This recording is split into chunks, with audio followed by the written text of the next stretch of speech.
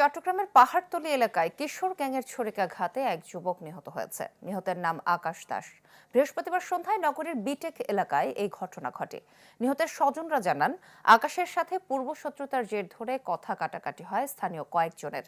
এ সময় আকাশকে তার শরীরের বিভিন্ন জায়গায় ছুরিকাঘাত করা হয়। পরে তাকে উদ্ধার করে চট্টগ্রাম মেডিকেল কলেজ হাসপাতালে নেওয়া হলে ডাক্তার তাকে মৃত ঘোষণা করে। আকাশে একটি পোশাক কারখানায় শ্রমিকের কাজ করতেন। তার গ্রামের বাড়ি আনোয়ারা সেন্টারে।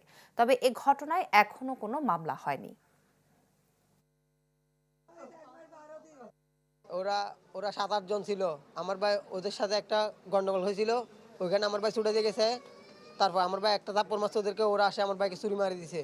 এগুলা হলো ইমন, এই নাসমুল, রাতুল, মহসিন, তারপরে মান্নান, তারপর হৃদয়, অন্তর, রেন্ডি রেন্ডি রেন্ডি ও ছুরি মারছে, রেন্ডি ছুরি মারছে। কলা চাবি ধরি কদে চিন্তাকারী পুলিশ কল দে। পরে ওরা কয়েকজনকে কল দিছে, উন্ডাত করে আসি ফিট মানে রান বাড়ায় আর মানে পাতা বাড়াই ছুরি মারি দিছে 3টা। আবার ফুটরো যেরকম মার্গে এরকম ফাঁসি চাই আর কিছু না চাই বসে দন সম্পত্তি কিছু না চাই শুধু ফাঁসি যায় ফাঁসি যায়।